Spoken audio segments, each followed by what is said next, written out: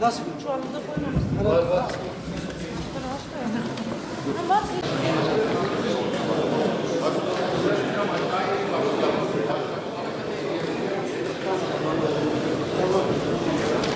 Sarı var burada. Sarı tamam. İmala.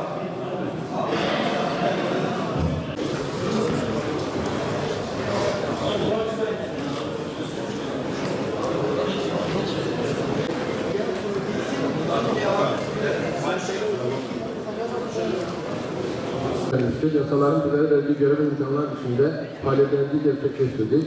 4704 aktif üyemiz hak ve menfaatleri hakkaniyet ölçütlerinde gözetilmiştir. Diğer esnaf ve çalışanlarımızı asistlerinde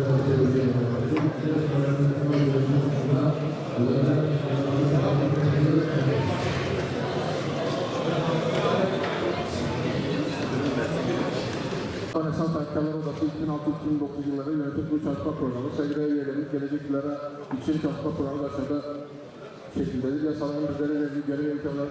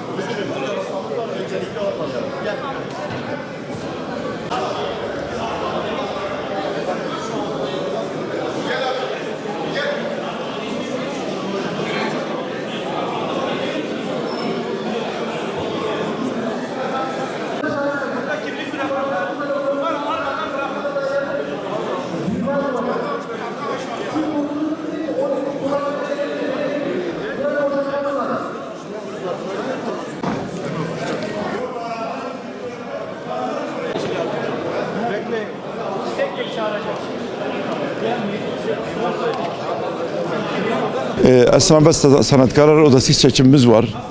Elhamdülillah başladık seçime. Oy kullanmaya başladık.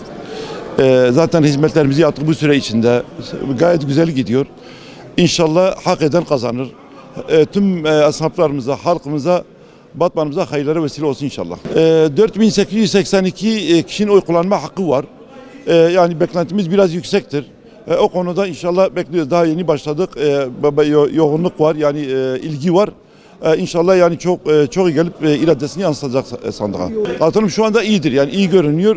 Öyle devam edeceğini umuyorum yani. Beklentimiz güzel geçmesi, sağduyulu olması, herkes böyle sükunetle gelip oyunu kullanması, kargaşa olmadan, tabii bir başkan olarak yaptığımız hizmetlere göre de kazanmak istiyoruz tekrar hizmetlerimizin devamı için.